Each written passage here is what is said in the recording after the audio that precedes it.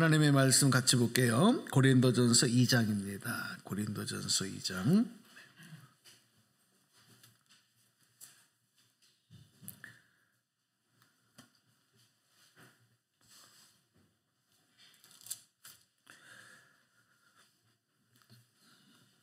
네, 1절부터 5절까지 말씀. 고린도전서 2장 1절에서 5절.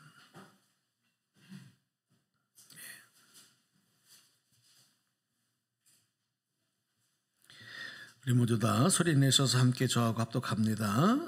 2장 1절부터 시작. 형제들아, 내가 너희에게 나아가 하나님의 증거를 전할 때에 말과 지혜 아름다운 것으로 아니하였나니 내가 너희 중에서 예수 그리스도와 그가 십자가에 못 박히신 것 외에는 아무것도 알지 아니하기로 작정하였음이라. 내가 너희 가운데 거할 때에 약하고 두려워하고 심히 떨었노라. 내 말과 내 전도함이 설득력 있는 지혜 말로 하지 아니하고 다만 성령의 나타나심과 능력으로 하여 너의 믿음이 사람의 지혜에 있지 아니하고 다만 하나님의 능력에 있게 하려 하였노라. 아멘.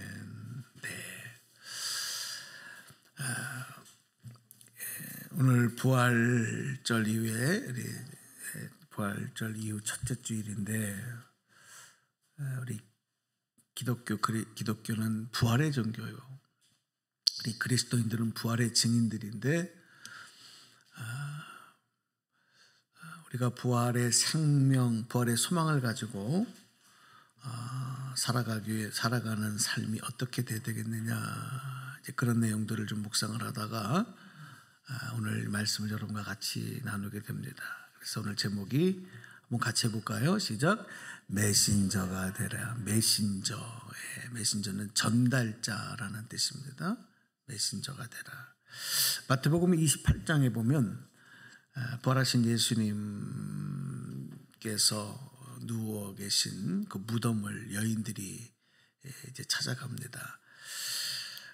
근데 그 여인들이 무덤에 도착했을 때 정말 신비한 장면을 보게 되는데, 하늘로부터 천사가 내려와서 그 무덤에 가려졌던 막았던 그 돌을 굴려내고 그 천사로부터 예수님께서 부활하셨다는 얘기를 이 여인들이 들어요. 참 이게 여러분, 우리가 이 말씀으로 들어서 그렇지 그 현장에서 이 여인들이 얼마나 지금 신비한 현상을 보는 겁니까?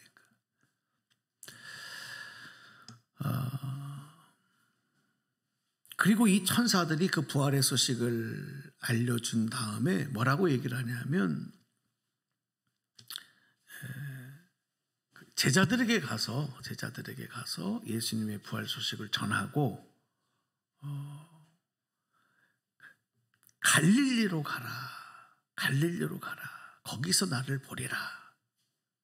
그 말을 예수님께, 제자들에게 가서 전해라. 예수님을 거기서 볼 것이다. 어디서? 갈릴리에서. 그러니까 이 여인들이 지금 너무 놀라기도 하고 그리고 기쁘기도 하고 그 마음을 지금 가지고 이 천사들을 만나고 난 다음에 길을 달리기 시작합니다. 뭐 그때는 속된 말로 자기 정신들이 아닐 것 같아. 그렇지 않겠습니까? 그런데 또 신기한 일이 일어나는데, 그렇게 제자들을 향해서 달려가는 여인들 앞에 누가 나타나시냐면 부활하신 예수님이 딱 나타나시는 거예요. 그리고 여인들을 만나주셔요.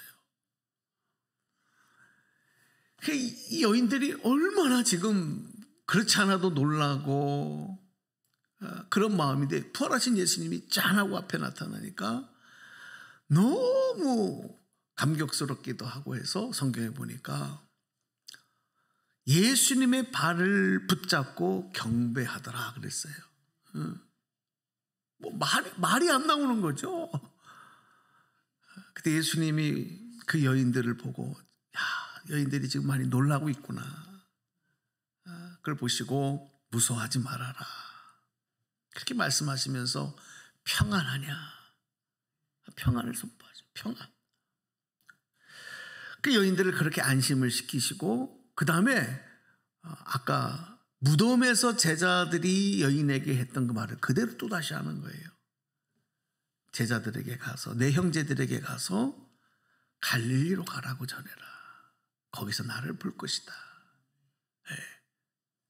그 여인들이 그 뒤로 또다시 길을 달리기 시작하는 겁니다. 누구에게로? 제자들에게로 달려가는 거예요. 뭐 하기 위해서? 뭐 하기 위해서?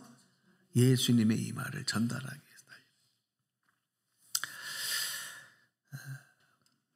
부활의 증인이 된 여인들은 지금 어떤 모습이 되었냐면 예수님의 메신저스가 된 거예요. 예수님의 전달자들이 된 거예요. 메신저, 전달자. 뭔가를 전달하기 위해서 달려가는 사람. 그 사명을 띠고 가는 사람이 전달자, 메신저입니다. 오늘 저와 여러분이 예수님의 메신저인 줄로 믿습니다. 아멘입니까? 메신저예요.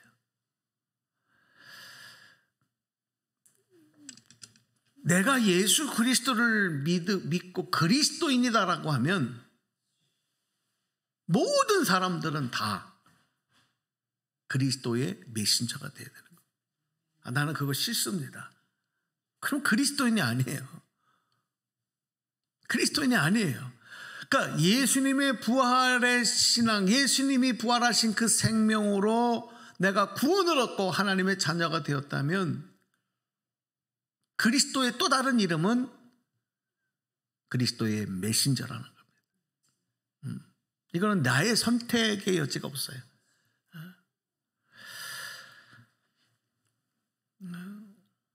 그러니까 부활신앙이 없으면 메신저가 될 수 없죠. 우리는 그래서 이 부활신앙으로 날마다 무장하고 있어야 되는 거예요. 혹이라도 지난 부활주일에도 말씀을 드렸지만 나에게 부활신앙, 부활 믿음이 없어요. 그러면 여러분 아직 내가 그리스도인이 안 된 거예요. 그러니까 교인은 된지 모르지만 그리스도인은 아니에요. 부활이 안 믿어지니까. 교인이에요. 교회에 나오는 교인은 맞는데 예수님의 사람은 아니란 말이에요. 예수님의 생명으로 살아가는 사람은 아니란 말이에요. 그러니까 어떻게 되냐면 하나님 부활신앙을 갖도록 부활의 믿음을 가질 수 있도록 성령님 도와주세요. 기도해야 됩니다. 이게 억지로 믿어지지가 않아요. 믿음은 하나님이 주시는 선물인 줄로 믿습니다. 그래야 그리스도인이 되는 거예요. 저는 이곳에 계신 분들이 그냥 교인으로만 남지 않기를 바라고 그리스도인 되기를 축복합니다. 예수님의 전달자 되기를 바랍니다. 메신저 되기를 바랍니다. 네. 요즘에는 우리가 이 인터넷, SNS 이런 수단이 굉장히 많이 발달됐기 때문에 이 메신저라고 하는 그런 앱도 아예 있고 그래서 이게 이제 그런 용어로만 생각을 하는데 실질적으로는 우리 너무 익숙하잖아요. 예를 들어서 뭐 우리들의 삶에 그런 일을 하시는 분들이 있죠. 우체부라든지 또 택배기사 일을 하시는 분들이라든지 뭐 또 음식을 배달하시는 분들, 요즘에 배달하는 분들 많지 않습니까? 이런 분들 다 메신저들입니다. 전달자들입니다. 다 전달자들이에요. 근데 이 전달자의 사명은 그 전달하는 일이 편지든 아니면 어떤 물건이든 음식이든 그 받을 사람에게 정확하게 그것을 전달하면 되는 겁니다. 그 내용을 바꿀 필요도 없어요. 그 내용을 첨가할 필요도 없어요. 그냥 나에게 주어진 그것을 그대로 전달하면 되는 게 전달자예요. 그러면 임무가 끝나는 겁니다. 부활의 증인이며 예수님의 메신저가 된 이 여인들에게 부여된 사명, 전달자로서 메신저로 부여된 사명은 한 가지입니다. 아까도 말씀드렸지만 제자들에게 가서 갈릴리로 가라. 거기서 예수님을 만날 것이다. 요 말만 전해라 이거예요. 그게 전부입니다. 말을 더 붙일 필요도 없어요. 내가 무덤에 갔더니 천사가 쫙 나타나서 그냥 한순간에 샹 하고 무덤에 돌을 치우고 막 그냥 연기가 모락모락 올라오고 소리가 막 산을 우렁우렁하고 뭐 그런 거 안 해도 되는 거예요. 예수님의 이 전하는 그 말만 딱 전하면 되는 거예요. 근데 우리가 혹시 착각하는 거는 이거를 더 잘 전달하기 위해서 우리는 살을 좀 붙여야 되거나 이 얘기는 좀 빼야 되거나 아니면 전달하라고 하지 않은 것까지도 더 덧붙여서 전달하거나 그렇게 해야 더 잘한다. 그렇게 생각하는 이건 아닙니다. 이건 잘못된 전달자. 그건 사명을 곡해하고 오해하는 거예요. 그것만 전하면 되는 거예요. 예전에 여러분 전령이라는 게 있지 않았습니까? 전쟁 시에 전령. 그죠? 이 전령은 그 자기가 부여된 그것만 목숨을 갖고 걸고 가서 전달하면 되는 거예요. 그 안에 내용이 뭔지 상관이 없어요. 그 자기 일이 아니에요. 그 안에 있는 그 명령, 그 내용은 내가 상관할 바가 아니고 그것만 가서 전달하면 되는 겁니다. 그게 전령입니다. 그런데 이 전령 중에는 메신저 중에는 각각 조금 역할은 다를 수 있어요. 만약에 어떤 전달자에게 메신저에게는 굉장히 비싸고 귀한 물건을 전달해야 될 그런 사명이 맡겨지기도 할 수 있고 반대로 어떤 사람에게는 아주 값싸고 그다음에 가치 없는 것 그것을 전달해야 되는 사명도 주어집니다.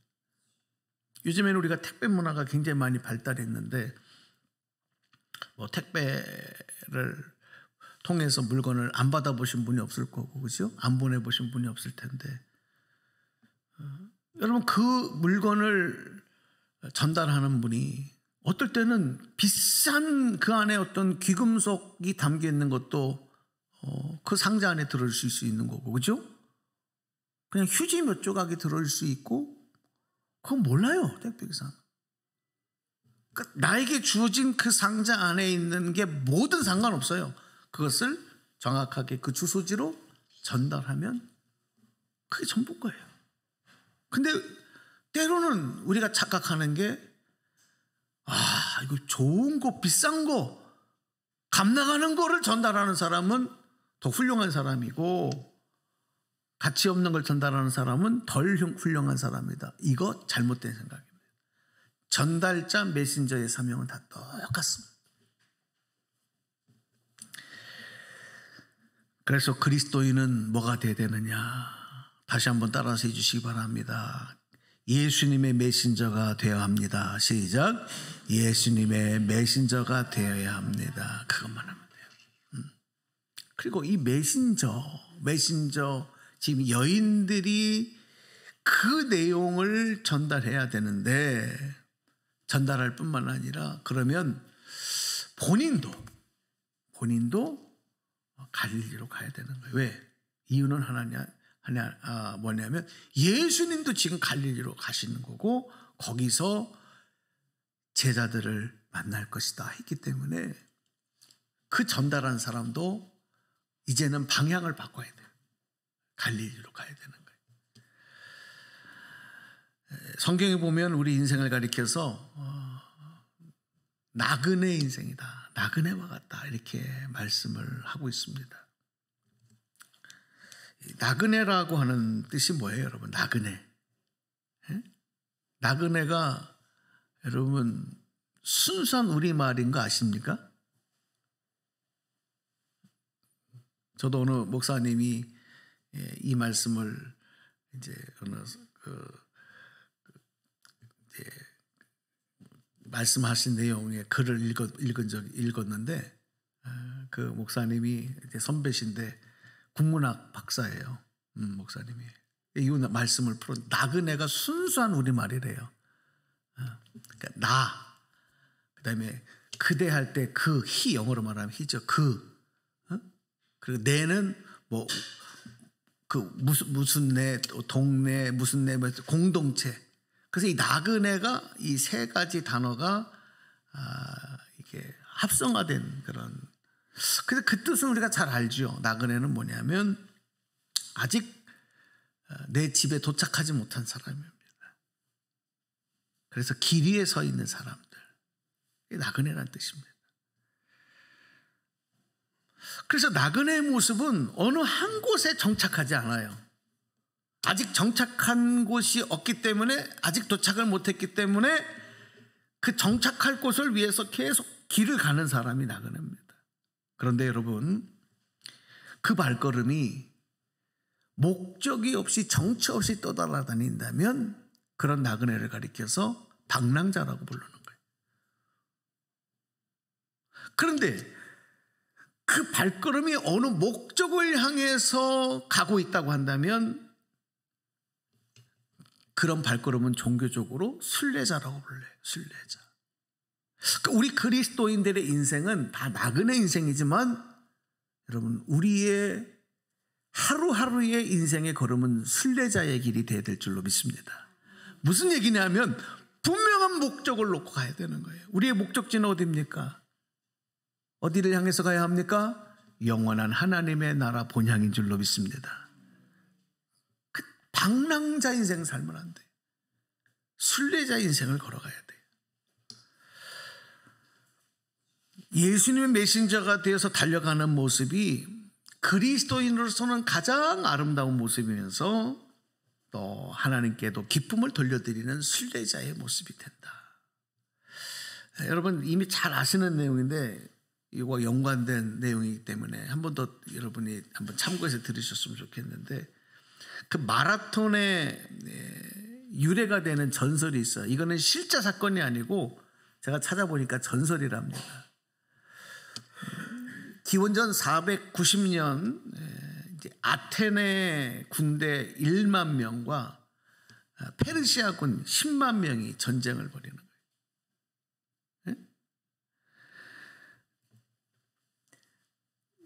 이 아테네에서 동북방으로부터 약 한 40여 킬로 떨어진 그 마라톤이라고 하는 평지에서 그 지역에서 전쟁이 벌어지는 거예요. 그런데 여러분 생각을 해보십시오. 이 아테네 군대는 10,000명이고 페르시아군은 10만 명. 어디가 이게? 이 아테네의 이 백성들이 노심초사하고 있는 거예요. 그런데 이 싸움에서 아테네 군이 대격전을 벌여서 승리를 하는 겁니다. 이 승리의 기쁜 소식 얼마나 감사하고 얼마나 큰 승리의 소식입니까? 그래서 그 승전보를 전하기 위해서 페이디피데스라고 하는 병사가 그 승전의 소식을 가지고 40여 킬로 떨어진 아테네를 향해서 달려가는 겁니다. 쉬지 않고 달려가는 겁니다. 그리고 그 성 안에 들어가서 이 승리의 기쁜 소식을 전하고 이 병사는 그 자리에서 쓰러져 죽었다는 겁니다. 그 뒤로 이 승리의 소식을 전하기 위한 전령인 페이디피데스가 달려간 그 먼 거리를 뛰면서 인간의 인내력과 정신력을 완전히 쏟아붓는 경기. 그래서 제1회 올림픽에 이 마라톤의 경기가 이제 시작이 되면서 지금까지도 이루어지는데 지금도 이 올림픽의 마지막 피날레를 장식하는 경기로 이 마라톤이 항상 이루어지고 있죠. 자, 그런 내용입니다. 이 전설의 주인공인 페이디피데스 병사의 모습이 바로 메신저의 모습입니다. 그 소식을 가지고 전하기 위해 달려가는 거죠. 생명을 걸고 달려가는 거죠. 전하고 죽는 겁니다. 여러분, 예수님은 하나님의 메신저였습니다. 부활의 증인이 된 이 여인들, 아까도 말씀드렸지만 예수님의 메신저가 되는 겁니다. 그리고 여인들로부터 부활의 소식을 듣고 또 부활하신 예수님을 만나고 난 이 제자들도 결국은 예수님의 메신저가 됩니다.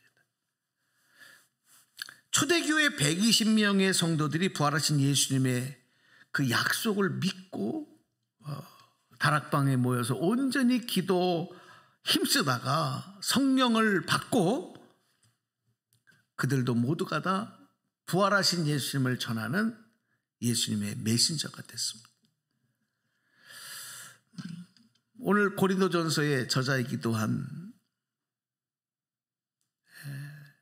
초대교회의 핍박자였던 사울, 바울의 옛이름이죠. 이 사울도 그 교인들을 체포하고 핍박하기 위해서 다메섹이라고 하는 곳으로 가다가 거기서 부활하신 예수님을 만납니다.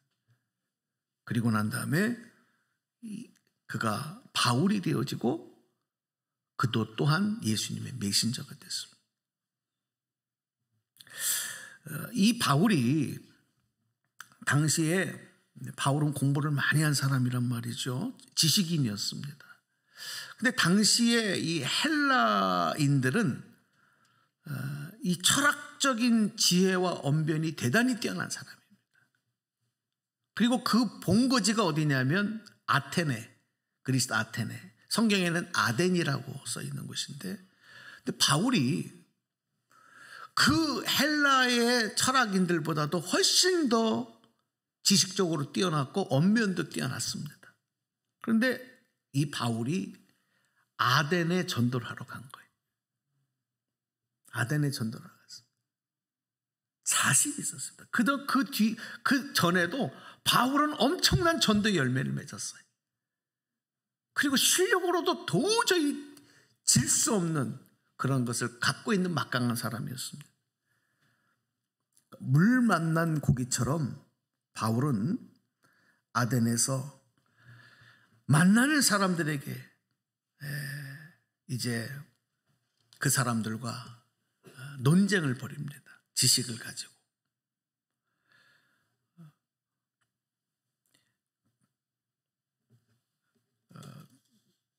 그리고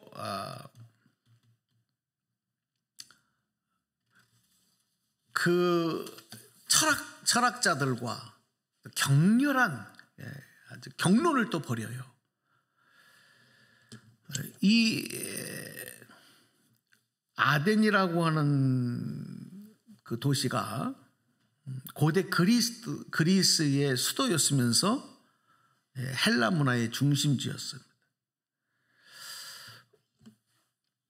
근데 바울이 그 아덴에 가서 보니까 우상이 가득 차고요. 잘못된 지식에 사로잡혀 있는 그들을 보면서 바울이 화가 치밀러 오는 거예요. 분노가 막 치밀러 올랐어요. 그래서 자기 지식을 총동원해서 회당에 가서는 유대인들과 격론을 벌입니다. 말싸움을 하는 거예요. 지지 않겠다라고 하는, 지지 않는다는 자신감이 있으니까, 또 지식도 있으니까. 또 장터에 나가서, 시장에 나가서는 사람들과 격론을 벌입니다. 또 당시에 에피쿠로스파, 스토아 철학자들, 이런 사람들과 지식적으로 격론을 벌이면서 논쟁을 합니다. 그리고 아테네의 종교와 도덕에 관한 문제를 강론하고 재판하던 장소였던 아레오바고라고 하는 곳에 가서는 그 아레오바고의 중심에 서서 사람들에게 강론을 합니다. 자기 지식을 총동원해서 강론을 합니다. 그런데 여러분, 이게 웬일입니까? 다른 곳에서 복음의 열매들이 많이 맺혔지만 아덴에서는 완전 실패해요. 아무것도, 단지 몇 사람만 예수 믿겠다고 믿고 열매가 하나도 없는 거예요. 너무 충격을 받았어요. 너무 충격을 바울이 받았어요. 그럼 바울의 고백입니다. 그래서 그 아덴을 떠나서 바울이 간 곳이 어디냐면 고린도예요. 고린도. 그리고 오늘 우리가 읽은 본문의 말씀들이 기록이 되는 거예요. 아덴에서 전도 실패를 맛본 이후에 바울이 깨달은 게 있어요. 인간의 지식과 인간의 방법으로는 복음의 열매를 맺을 수가 없구나. 아직 하나님만 의지하고 하나님께서 주신 방법으로만 해야 생명의 복음의 열매가 맺히는 것이구나. 할렐루야. 이게 여러분 바울이 큰 실패의 충격 속에서 깨달은 거예요. 그래서 고린도에 와서 복음을 전할 때는 바울이 이렇게 증언을 하고 있는 겁니다. 자, 그 내용을 오늘 본문에서 다시 한번 볼게요. 우리 2장 1절 2절을 우리 세 번역으로 한번 읽어보겠습니다. 2장 1절 2절 소리 내셔서 시작. 형제 자매 여러분, 나도 여러분에게 가서 하나님의 비밀을 전할 때에 훌륭한 말이나 지혜로 하지 않았습니다. 나는 여러분 가운데서 예수 그리스도 곧 십자가에 달리신 그분 밖에는 아무것도 알지 않기로 작정하였습니다. 네네. 말과 지혜로 하지 않고 오직 그리스도와 그의 십자가만을 증거하겠다 하는 다짐입니다. 또 그리고 고린도에서는 그렇게 전도를 합니다. 바울은 그 뒤로 예수 그리스도를 아는 것만, 그것을 최고의 지식으로 여기고 그동안에 세상에서 공부했던 것, 알았던 철학적 모든 지식 방법들은 다 버립니다. 그것 가지고 사람들을 설득하려고 하지 않았습니다. 오직 성령님만 의지하면서 예수님의 십자가만 전했습니다. 몰라서가 아니라 생명은 여기 있구나. 생명을 전하기 위해서. 고린도전서 2장 4절을 또 한번 보겠습니다. 2장 4절 읽어보시죠. 시작. 나의 말과 나의 설교는 지혜에서 나온 그럴듯한 말로 한 것이 아니라 성령의 능력이 보여준 증거로 한 것입니다. 네. 제가 오늘 이 말씀을 준비하면서 참 어제 한숨이 많이 나왔어. 제 스스로가. 어제 특별히 그런 마음을 더 많이 주시더라고요. 저뿐만이 아니라 저를 비롯해서 많은 목회자들이 바울이 아덴에 가서 했던 방법, 그렇게 설교하고 있고 또 그렇게 목회하고 있는 모습들이 막 이렇게 성령이 보여주시는 것 같은 거예요. 저 자신도 그 중에 있더라고요. 얼마나 한숨이 나왔는지 몰라요. 저도 이 설교 한 편을 준비하기 위해서는 나름 아주 진액을 썼습니다. 가급적이면은 다른 내용들을 전혀 인용하지 않고 또 그냥 스스로 말씀 안에서 준비해 보려고 많은 애를 써요. 시간도 많이 투자를 하고. 그 토요일 같은 경우는 저는 온전히 하루가 다 설교 준비하는데 집중이 돼요. 우리 정진사님도 가끔 교회 청소하러 이제 이렇게 오셔서 저랑 마주칠 때가 있는데 항상 저는 그때 설교 준비하고 있는 걸 봤을 거예요. 항상 집중합니다. 이 말씀 한 편이 그냥 되는 게 아니고 제가 어렸을 때 잘하고 공부하고 경험하고 한 모든 것들을 다 말씀. 그 이유는 하나예요. 이 말씀을 듣는 성도들에게 정말 하나님 말씀을 잘 전달하기 위한 그 마음이에요. 그렇게 합니다. 그런데 내가 그렇게 해서 지금 30여 년을 목회를 해왔는데 그런 설교, 그런 목회가 성도들을 설득하고 이렇게 내 방법대로 해서 은혜를 받을 수 있다라고 하는 착각을 한 것 아닌가. 그런 회개가 막 되더라고요.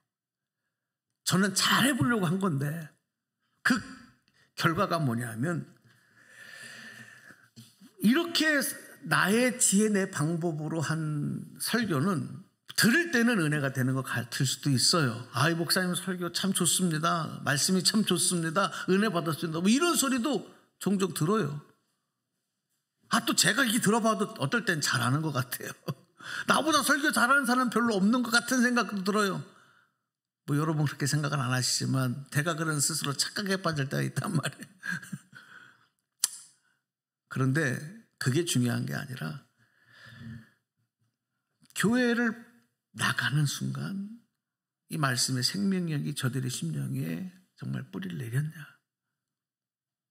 그들의 삶의 변화가 정말 나타나냐, 이 말씀의 양식을 통해서 생명의 변화가 나타나고 인격의 변화가 나타나고 삶의 변화가 과연 성도들에게 나타나고 있냐. 근데 고개가 끄덕여지지가 않고 가로저어지는 거예요. 내가 30년을 이렇게 왔는데 나름 정직하고 하나님 앞에 올바른 목회를 해보겠다고 크고 화려한 것들을 포기하고 주님 바라보고 한다고 했는데 과연 열매가 뭔가, 이렇게 보니까 참 한숨만 나오는 거예요. 그 이유가 뭘까? 마치 이 성도들이 감동적인 영화를 볼 때 그 영화를 볼 때는 내가 주인공 된 것처럼 그 순간에는 막 감동도 받고 그런 생각이 들지만 영화관에 딱 나올 때는 금방 현실로 돌아와 버리잖아요. 그렇게 했구나. 그런 영화를 자꾸만 영화만 보여줬구나. 내 목회가 설교가 그랬구나. 이런 일을 반복하면 안 되겠다. 성도들을 은혜 받게 하려고 하는 게 중요하지 않고 오늘 말씀대로 예수님 말씀만 그대로 전하는 것, 그게 사명이다. 앞으로 그렇게 할 겁니다. 어쩌면 제 설교가 더 재미없어질 수 있어요. 알 수 없습니다. 그 예수님 명령만 딱, 예수님 말씀만 전하면 그 말씀 안에 생명이 있어서 그 말씀의 능력이, 이 하나님의 능력이 여러분을 변화시킬 것이고 살려낼 것일 줄로 믿습니다. 이 믿음을 놓고 내가 내 방법으로, 내 지식으로, 내가 공부한 것으로, 내가 경험한 것을 할 때 아무것도 안 됐어요. 한숨밖에 안 나오는 거예요. 뿌리가 안 내리는 거예요. 뿌리가 내릴만 하면 그 뿌리가 썩어져 버렸어요. 이게 이유가 그거구나. 겉모습은 그대로인 것 같아도 속사람이 변화되고 삶의 모습이 달라지는 것, 이것이 진정한 변화인 줄로 믿습니다. 겉모습은 바뀐 것 같은데 속사람이 안 바뀌어 있는 것은 이건 가짜예요. 그런 것에 현혹돼서는 안 되겠다. 오늘 예수님께서 갈릴리로 오라고 하신 것 같은, 갈릴리로 오라고 하신 것은 갈릴리 지역이 당시에 그 사람들에게, 당시 그 시대 사람들에게 주목받던 곳이 아니고 오히려 무시됐던 것이에요. 그러니까 성경에 보면 갈릴리 같은 곳에서 선지자가 나올 수 없다고 이렇게 얘기를 할 정도예요. 이스라엘의 수도인 예루살렘에서 이 갈릴리는 이스라엘 저 북쪽의 가장 끝부분에 있는 동네, 이방 지역과 그 외부의 그 영향을 많이 받는 지역이고요. 그리고 또 이 예루살렘에서 갈릴리까지 가려고 하면은 중간에 어느 동네가 있냐면 사마리아 동네가 있어요. 이 이스라엘 백성들, 유대인들은 사마리아 사람들은 지역은 회피하는 곳이란 말이에요. 그러니까 아주 낙후된 곳이고 버려진 곳이에요. 그런데 그곳이 예수님의 주 활동 전도 무대였던 곳이고, 거기서 제자들을 부르셨고, 거기서 수많은 기적의 역사를 보이셨고, 하나님 나라의 복음을 전하셨고, 부활하신 예수님이 제자들에게 그리로 오라 그런 거예요. 예루살렘이 아닌 갈릴리로 오라. 거기서 나를 만날 것이다. 여러분, 정말 예수님 만나려면 갈릴리로 가야지 예루살렘으로 가는 게 아닙니다. 갈릴리로 가야 합니다. 근데 지금 과연 현대 그리스도인들이 그런가? 아니요. 오늘 여러분은 어떻습니까? 제자들에게 처음 사명을 주신 것, 처음으로 제자들을 파송하신 것, 첫 만남과 첫사랑의 추억이 서려 있던 것, 첫 사명의 뜨거움이 현존하고 첫 파송의 감격이 있는 그곳, 부활하신 예수님은 제자들에게 그곳으로 오라고 한 겁니다. 여러분, 너무 화려한 것 좋아하지 마십시오. 생명 있는 곳, 예수님이 계신 곳이 바로 우리가 가야 할 곳입니다. 우리는 그곳을 향하여 나아가는 자들이 되어야 될 줄로 믿습니다. 예수님은 그리로 우리를 부르셨고 오늘 우리가 그리로 향하여 나아가야 합니다.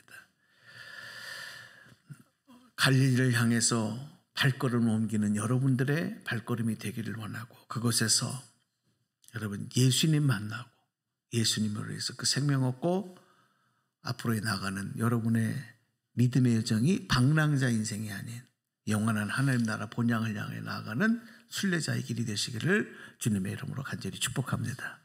축원합니다. 네, 우리 한번 기도할까요? 오늘 말씀 새기면서 우리가 예수님의 말씀을 그대로 전달하는 메신저가 되고 또 그 말씀 그대로만 받고 아멘할 수 있는 믿음 되게 하여 주옵소서. 우리 이런 결단의 기도 잠깐 하시고 우리 한번 주님 부르면서 기도하겠습니다. 할렐루야. 하나님 감사합니다. 메신저가 되라. 예수님의 전달자가 되기를 원합니다. 오늘 우리가 나아가는 부활하신 예수님 이후에 어디를 향해 가기를 원합니까? 우리는 화려한 곳, 사람들이 인정하는 곳, 세상이 인정하는 곳을 향하여 가기를 원하지만 예수님은 갈릴리로 가라. 거기서 나를 보리라 하셨습니다. 주님 계신 곳을 향하여 가기를 원합니다. 주님 말씀 듣기를 원합니다. 우리 신앙생활을 다시 점검하기를 원합니다. 내 생활을 다시 점검하기를 원합니다. 생명의 부활의 역사가 아버지 우리의 삶을 지배하게 하시고 주님 방랑자 인생 되지 아니하고 순례자의 삶을 살아가는 하나님의 자녀 그리스도인들 되도록 은혜를 내려 주시옵소서. 결단합니다. 예수님의 이름으로 기도하옵나이다. 아멘. 자, 우리 봉헌하는 시간인데요. 330장 찬송하시면서 준비한 예물 봉헌하겠습니다. 330장.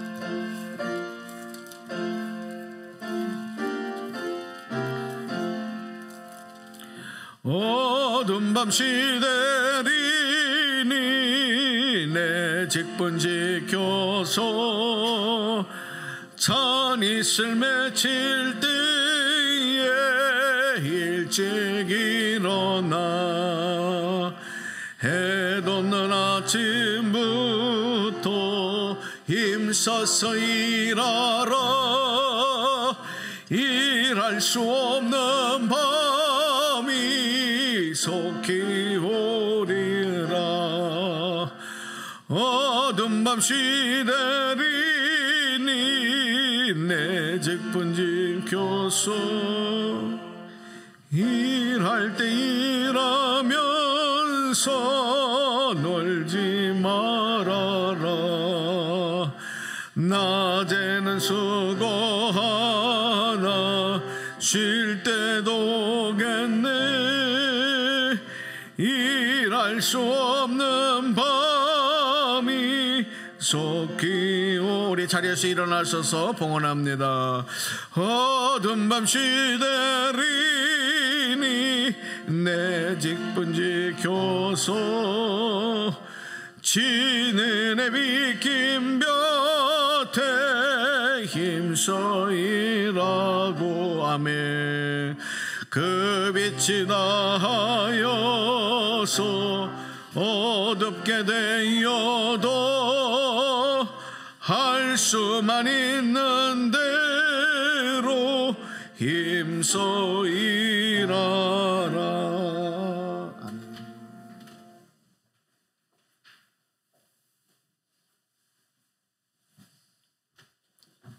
바치념을 봉헌하겠습니다. 감사헌금, 지론금, 각국 헌신 봉사함으로 주님께 올려드린 모든 것들을 주님 받으실 줄로 믿습니다. 하나님 감사합니다. 오늘도 하나님 앞에 예배자로 세워주심 감사하고 또한 생명 주시고 또 귀한 특권의 복을 더하여 주신 보호하시고 인도하신 그 은혜에 감사할 뿐만 아니라 오늘도 이렇게 예물을 구별하여 하나님 앞에 드렸습니다. 그 믿음 주신 거 감사합니다. 그 손길에 복을 내려주시고 그 가정과 생업에 복을 주시고 자손들에게 복을 주시고 더 큰 믿음의 역사를 이뤄가는 예수 그리스도의 메신저가 되고 아버지 하나님의 나라 본향을 향하여 나아가는 순례자들이 될 수 있도록 주여 복을 내려 주시옵소서. 하나님 또 아버지 우리의 윤지국신의 연약함을 역한 하나님 앞에 구하며 주님도 치료받고 회복 중인 성도들 주님께서 회복하시고 가정의 가족들 주님 질병과 모든 연약한 가운데서